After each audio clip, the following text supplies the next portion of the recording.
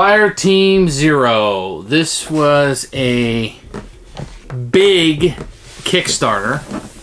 You can see this box and how thick it is and all the goodies that are in there. And I'm going to show you all the components in quite a bit of detail. This is a miniatures game. Well, not a miniatures game, but it's a game that includes a lot of very good miniatures, which I'm hoping to get painted very soon. This is the zombie side, those big boards, you're going around Ghostbusters type games. I actually kickstarted this thinking it was a fire rescue game. But that's what initially got me interested, and I kind of read about it. And I was like, this is kind of neat. And I do like the theme. It's not going to draw as many people in as the Ghostbusters or maybe even the zombie side. But it's a really neat theme, and the game is really simple and fun. Really, all you can do is move, search, or shoot. Those are pretty much your options. Fight, search, or move. But there's something about the objectives, and there's something about the monsters that we're fighting. And I had a lot of fun going through the missions and trying to defeat them, and the horde that just keeps coming. And as you progress in the game, the monsters perhaps become more interesting, as do the boards. So the first little scenario, you're looking for some people. This is not a spoiler, and you're looking for, you're collecting these objectives, these things. I don't want to go into too much detail to ruin it for you. And you're going through it, and you're just trying to get to the exit. Straightforward and neat, but it gives you a good chance to use some of the specialists and see how they work, because they're not exactly characters, they're more like the minor characters, the people that are kind of following you along. And then you have the major characters with their cards, and you get to see some of those and see perhaps how they could work together. You get to try the game on with some training wheels, which is nice. This is not going to be complicated like, say, Earth Reborn or something like that. This is a little fun game. To me, it might work better solo. I don't know if there's enough there. You get 4 of your buddies and run through this. Perhaps. I mean, if this is the type of game, you know who you are. The type of game that you like. I tend to like these things a little bit more solo. There isn't a whole lot to manage. So, like, Zombie Side has a little bit more to manage with the little life tokens and everything that you're doing there. Your cards are your life. Think Gears of War, with just the life tokens. The AI for the game is pretty straightforward. They're going to move towards the nearest person and move a little bit quicker than you can because terrain isn't going to bother them. And they attack very similar ways that you do, and your cards are going to be your defense. So you kind of need to plan out where you're going to spread out who's going to be hit. You don't want one guy getting hit 3 or 4 times. You're not going to have enough cards to combat that. So that's good. But this is not a deep simulation or highly experimental game. This is going to be pretty straightforward. The fun is going to come from your imagination. The fun is going to come from getting into the storyline. So if you're going to play this just for the mechanics, you're out. This is not going to keep your attention. But there's a story here, and it's fun to watch it unveil. I don't want to say it's on the level of Time Stories kind of story, but there is something going on here a little bit more than maybe claustrophobia. But I'm not saying this game is better than claustrophobia. I'm just saying that the storyline is progressing, and I like that in this. I felt like I was searching really quickly to get these things on the first mission alone, and I wanted to get these things quickly. Now, luck of the draw, if they happen to be on the bottom of, what you're looking for is on the bottom of the deck, the game's going to be a little bit harder for you, i.e. you got to search a little bit more, i.e. you have to stay alive a little bit longer. So that plays into it a little bit. You're rolling dice, so, what you roll is going to have an impact, but do you roll more dice, thus burning more cards, thus having less to defend yourself? That comes straight out of Gears of War. I find that interesting. I liked Gears of War. A lot of people didn't. It didn't have the impact maybe that they were hoping for when it was created. But Fireteam Zero I ended up liking a lot. I want to get my pieces painted. I want to have this all decked out and looking nice. This is a system I liked. I was kind of excited about this game, but I think for maybe the wrong reasons. And when I got it, I was happily surprised by how much fun I had. Once again, the mechanics and the mechanisms of the game isn't going to draw you in. You're not going to be like, wow. It's super simple, really. The book is a little bit longer than perhaps it needs to be, but the game is super simple, as in you're searching and fighting, and the fighting is interesting. So a lot of action in this. Think of this as, your action-packed Hollywood blockbuster. that you know isn't the best game, but man, do you have fun watching it. The Transformers of board games, maybe. And I'm not saying that negatively. I'm actually saying that as somebody who enjoys those movies, wish they were shorter, but enjoys those movies for what they are and don't expect more from them. So Fireteam Zero, if you like the whole squad base, do we spread out or do we stick together but move slower? Because there's only certain points on the board that you can search, and this place is going to be searched once. So you search all the places near you first, and then you might have to spread out across the board. And the one way up there in that corner, man, it looks far away, but it is by the exit. Man, but if I go up there and it's not there and it's over here, and really that's randomized by just what's in the deck.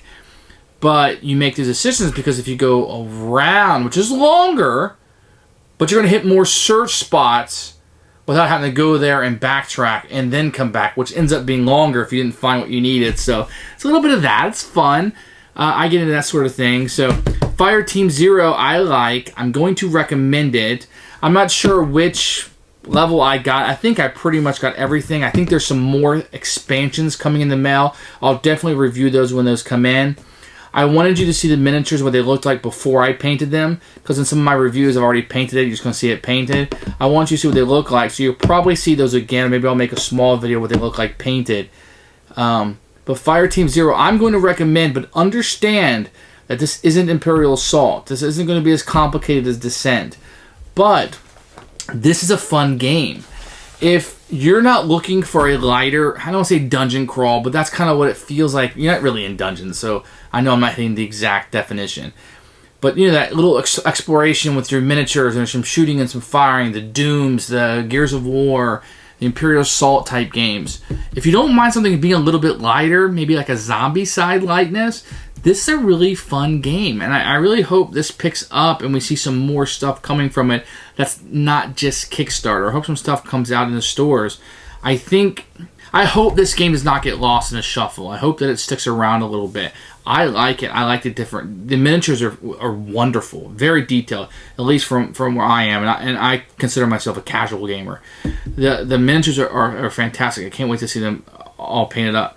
I think the characters play differently. You have the guy who's into the explosions. You have the one that has to do the knives. It's close up.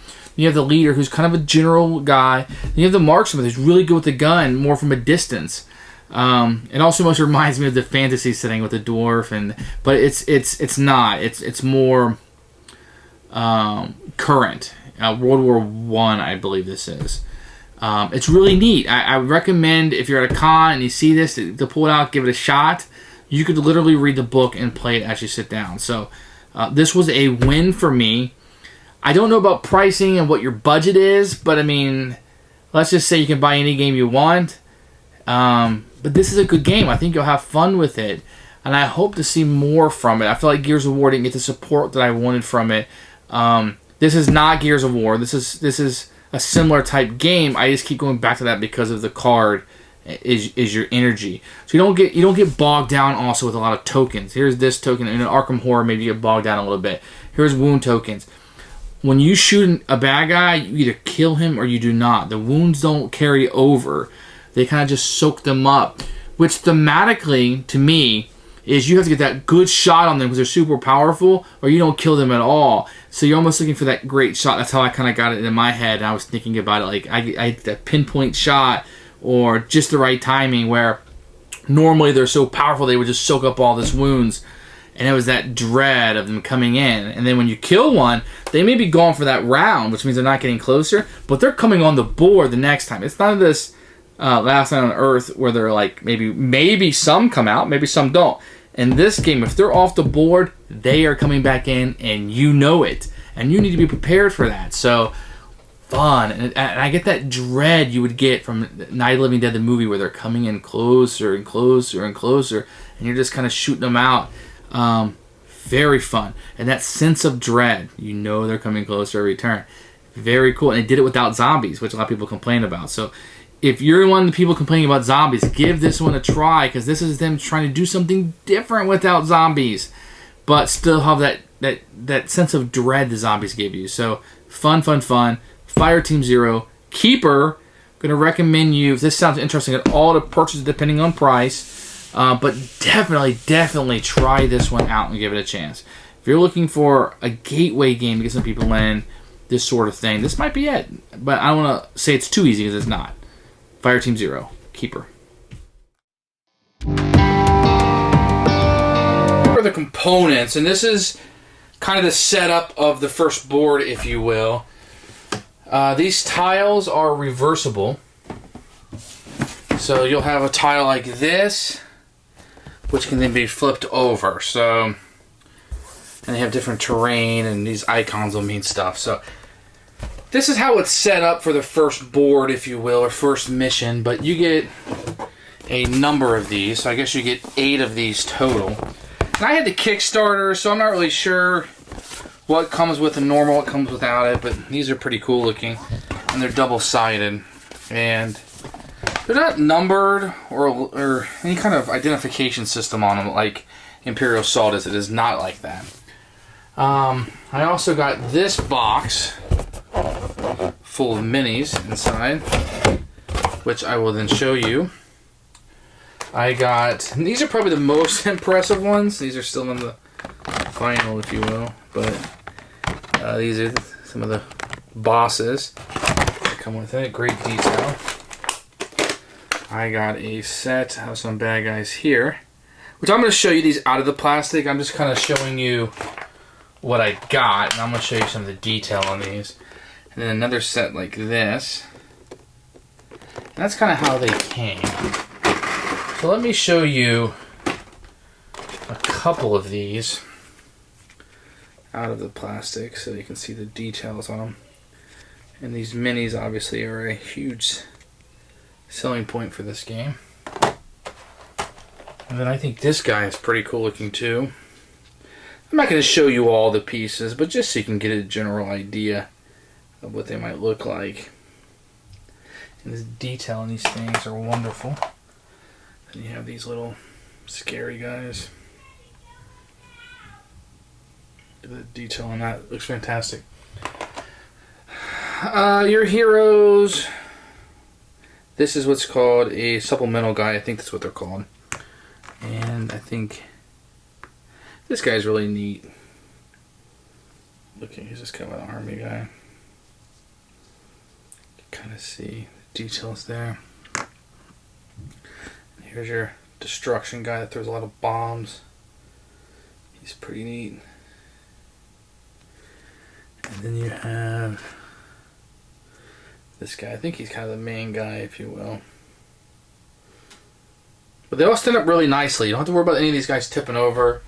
On the board we have the spiders, and this is what comes out. I call them spiders, but I think they're corrupted animals. They have this big mouth. So these kind of start on the board. You're going to have some dice. And there's 2 types of dice. You're going to have a whole bunch of these white ones, which have different hits on them, etc. I think one of mine had some of the ink coming off of it already. You can see it right there. Then you have this green die that you roll. Blank side. Monster movement. Okay. And you're going to have a whole bunch of cards. So here are the demolition cards. And then these will act as kind of as life and things you can do. And you got range and how much fighting they can do. And a little power you can use them for. So you have a whole bunch of these. And you're going to have 4 stacks of these. One for each of the 4 characters. And here's the leader ones. This is going to be your main character. I guess the 4 of them are main characters, but see the artwork on him. And then even though he shoots a gun a lot, there is some 6 dice for that. So that's pretty neat. And the icons are fairly easy to use. You have the powers at the bottom. And then you're going to have, let me show you the 4, I guess there's 6. I'll show you all 6 really fast. Main characters, the roles, the preferred weapons, tactical abilities, a little bit about them. This is just flavor text right there. That one's really cool with that fire behind it if I can get to come in. And each of them, like this guy's a close combat, so you want him fighting up close. 2 Penny is the marksman, so he will shoot a lot with a gun. far distance. And then you have a couple of the specialists that will just kind of assist you guys. They won't actually fight too much. So, and you have a little deck. This will give you like each round or each game an individual little power. You get to choose one of those. These are little smaller cards, focus cards. Then you'll have these chits, which will be spawn points on the board. And they're fairly nice and thick. You have some recon cards, which will have different events and discoveries. And these will come up during the game when certain things occur. Let me show you. This is no spoiler. This is the first guy that you'll face in the game. You can kind of see how this is the damage you take. And if you happen to hit him with the bullet, he has resistance to 1. If you hit him with the grenade, it's just 2. So 2 plus 1 is 3. If that makes sense. This is how many movement he has. His range is 0. What kind of bullets he has. And, you know, a little picture on there to look nice. Let's see if I can hold that still for you. So, artwork looks good. Then you'll have some objective cards, things you're trying to do. No spoiler, this is the first one. So, as soon as you place the first board, you'll be doing this. And then you have this twist board, which will have a little token we'll go through here. And you'll put those twist cards up there. Everything is fairly well made. You get this really nice lucky coin that can be flipped. Feels like a real coin, I guess it is. It's pretty neat. Really nice component. And you get any number of these little chits and cardboard chits that you're probably used to seeing in games. These are fairly nice and thick. So the components are really good. I don't have any problems with them. I wish my dice wasn't losing ink already. Can you see that? I wish I wasn't doing that already. But otherwise, these miniatures are fantastic. And this is going to be a huge draw for the game. So they look wonderful. If you can see them, see the gas mask this one's wearing, which correctly mirrors the character. If you look at that face versus this face, I mean, just wonderful. So it matches really well. Great job on that. So that's components for Fireteam Zero.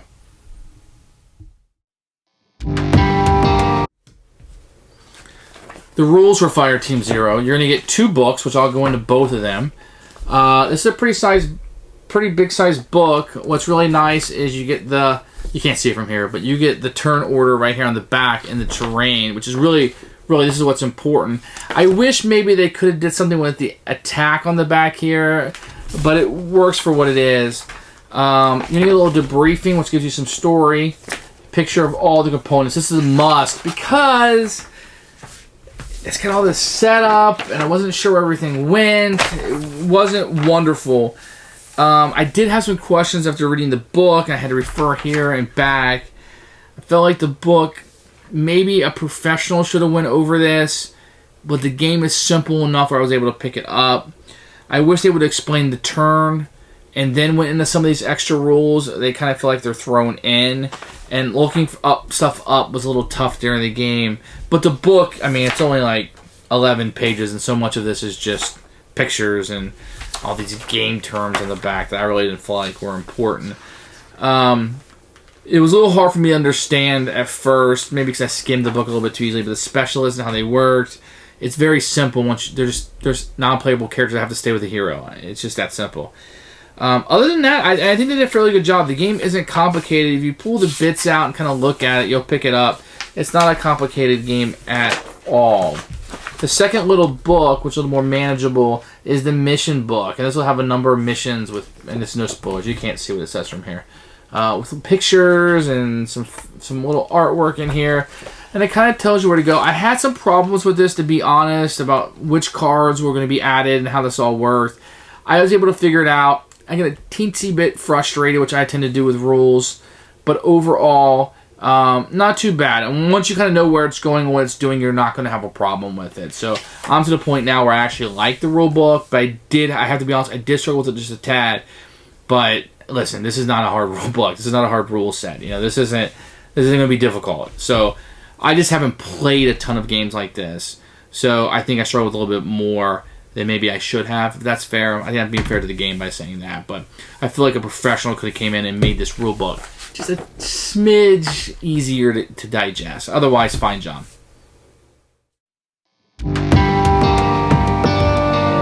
As for the flow of the game, I'm not going to do an entire board here. The game can last quite a while, probably 1 to 2 hours.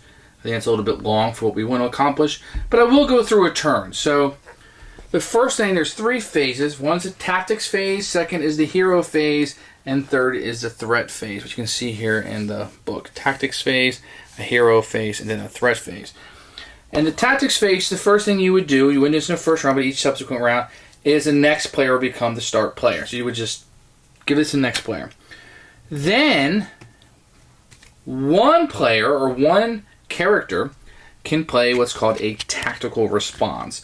This will be on some of the cards. Each hero may immediately move 2 spaces, starting with the player to your left. This will normally give every character something to do. In this case, you can move 2. All other heroes may immediately perform an action starting with the player to your left. So not you, but everybody else can do an action. It's either search or fight. Those are really the only 2 actions. And a lot of these cards won't have that. So any one of the 4 characters can play one of these tactical responses. This is an optional move. If it happens, you discard the card and you do what it is. And once again, if you do that, you won't have access to this card later on, unless you end up drawing it through the discard pile. Then each character will draw 5 cards, 1, 2, 3, 4, 5, from their personal deck, except for the person who played the tactical response.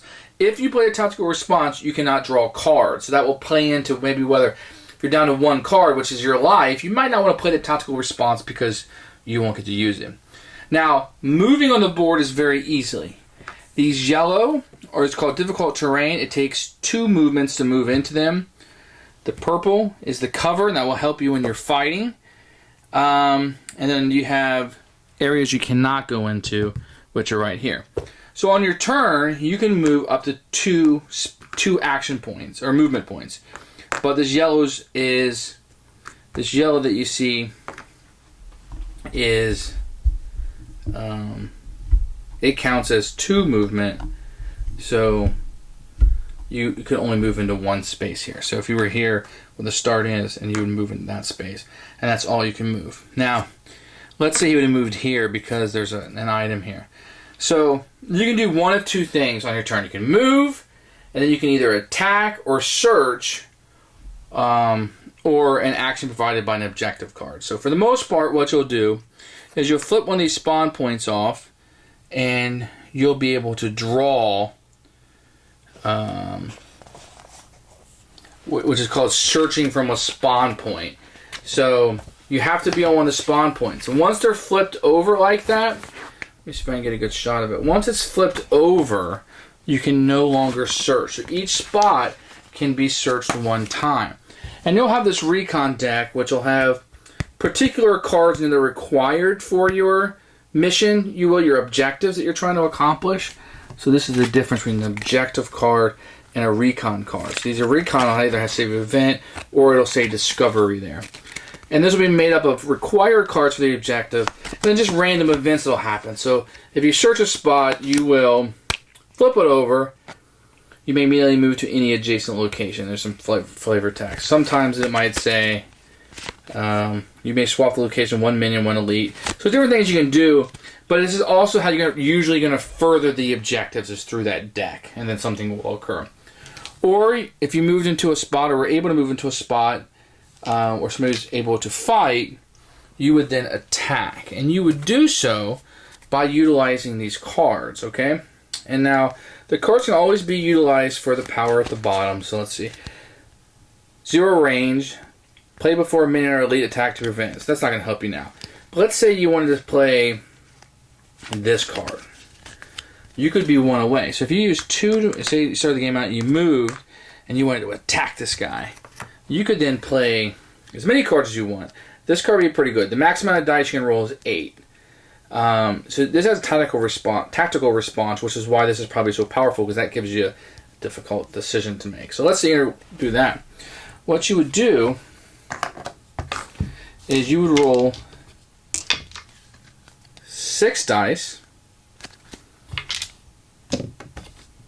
and you would count up how many hits you got. Now, In this case, we are trying to add up just bullets. So there'd be 2 here. 3, 4, 5, 6, 7, 8. You have 8 hits to kill one of these guys. You needed 2 hits and 1 if it's a bullet, which we are using bullets. So I needed 3 hits in order to beat this. I got 8. He's crushed. He's gone. Now, if I had to use stat, I could have used maybe, let's say I wanted to make a decision and use 2 cards. Well, I couldn't use these 2 cards because these don't match. I can't use a fist and a bullet. So maybe if I was in the same space with him, I could have used these 2 cards. They have no range, so I have to be in the exact spot because you're fighting with your fist. But I would get to roll 2 plus 2 dice, and then if I rolled these 4 dice, let's say, I would be counting up. If I had rolled these 4 dice, let's say, I would be counting up the fist. So 1 fist there, 2, 3, 4, 5. 5 fist. And we know from the card, you need 2, and for a fist, 1 more, so for 3 to kill them. There's no partial damage. You either kill him or you don't, so there's no wound tokens to put on him. So you would do that. You either search or you would fight. Really all the rest of the game. And then on this board, that would be set over there, you would advance the threat token. So the threat token would go to 1, let's say. Another round would go to 2. If it gets here to this spot, you would then take the top card from the twist deck, which you made at the beginning of the game with certain cards. In this case, on the first board, Children of a Typhoon. This is no spoiler. You would put this card down here, and you can have a maximum of 4 twists per game. And this would become a permanent rule. In this case, all minions and elites have the resistance to all attack types increased by 1. So they would become a little bit harder to kill for the rest of the game. That would sit there, and you'd keep going down this track every round. And then you would activate the monsters after you do that. And the monsters are not affected by terrain. So this monster can move like 1, 2. And you move each monster individually by this number. So whoever's on 1 would move first, 2, and each one of these has a different number on it. So you move them 2 spaces, and then you would roll the activation dice, which is this green dice. And then you would do what it says. Now, this is going to be on their card. So for this card, you know, attack inflicts 1 bonus hit. So since we rolled this round, when this corrupted human, if it was on the board, every time it inflicts a hit, it would get a bonus hit. So you would know that would occur. You would roll this die for each individual guy. And then they'd be able to fight, and they fight the same way. So they have dice that they would roll. So in this case, he has 1 range. You'd fight with 2 fists, or 2 dice, and then you would count up the fist. So you had 2 dice that you'd roll, and you would count the fist. So this would be 3 fists. And then you could use your cards, if you have any cards that block it or whatever. So you would use these cards. These cards are used for your life, hitting, tactical responses, and defense if applicable. And then after that, you would spawn. Anybody who's been killed and off the board, the 12-sided die is rolled, and you just put them out wherever the location is. So being with a round, every monster will be back out on the board that started there. And you just repeat that over and over and over again. And go over it again, you're going to be able to play a tactical response if applicable. And then everybody who didn't play one of these will draw up to 5. So you have a card of 5 hands. And then you can move and either search or attack. That's all there is to the game. And then the threat is moved up, and maybe a power would come out if you reach a certain point. And then the monsters just kind of move and attack, and that's the game. But during the game, you're searching for things, and you're trying to find things out. You may go right at the monsters and try to kill them off, or you may try to go around them. And some of these cards will allow you to do fun things like move around the board, or move a little bit quicker than normal, or stop the monsters from moving. And it's just it's almost like a zombie. There's this dread of these monsters coming at you in droves, and they never stop. And you have to quickly finish your mission before they get there. And it's simple, it's easy, and most of all, it's fun.